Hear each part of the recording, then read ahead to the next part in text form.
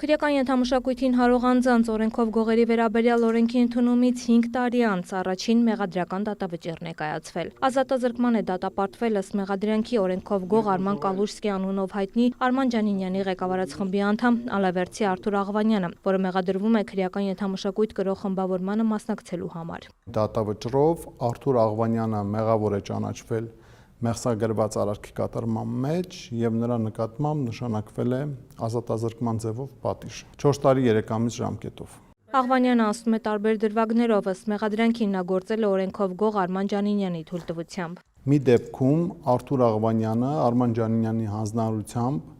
Ալավերդի քաղաքի տարբեր թաղամասերից հավաքագրել է գումարներ, որոնք տնօրինվել են օրենքով գող Արման Ջանինյանի կողմից եւ ուղարկվել Հայաստանի Հանրապետությունում գտնվող տարբեր քրեակատարողական հիմնարկներ։ Այդ գումարները փոխանցողներն ըստ մեղադրողի նույնպես քրեական ենթամշակույթ կրող անձինք են, որոնց շրջանակը պարզելու ուղղությամբ քայլեր են ձեռնարկվում։ Թե քրեակատարողական հիմնարկներում ինչպես եւ ում են փոխանցվել գումարները, հայտնի չէ։ Մյուս դեպքում Արթուր Աղվանյանը տեղեկանալով Ալավերդի քաղաքի երկու բնակիչների միջև տեղի ունեցած վիճաբանության մասին հեռախոսակապով կապ է հաստատել Հայաստանի Հանրապետությունից դուրս գտնվող քրեական հեղինակություն Արտաշես Ավագյանի հետ, որի միջոցով օրենքով գող Արման Ջանինյանից թույլտվություն է ստացել, որպեսզի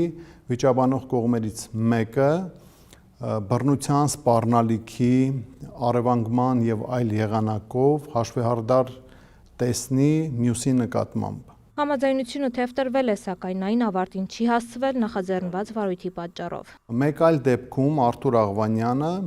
տեղեկանալով Ալավերդի քաղաքի թաղամասերից մեկում գտնվող առանձնատներից մեկի նկուղում մեկ այլ անձի կողմից թաքցված, ենթադրաբար հափշտակված խողովակների առկայության մասին ստանձնել է այդ մասնավոր հարցի լուծման պատասխանատվությունը եւ թույլտվություն տվել, որպեսզի այդ խողովակները վաճառվեն եւ ստացվի անօրինական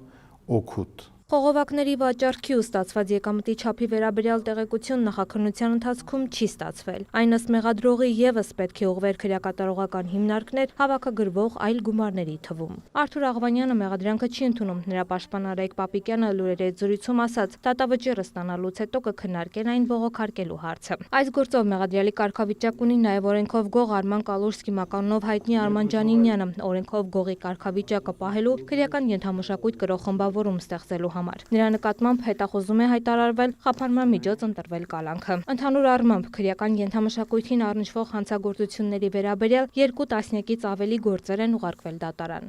Տաթև Խաչատրյան, Արման Թովմասյան, լուրեր։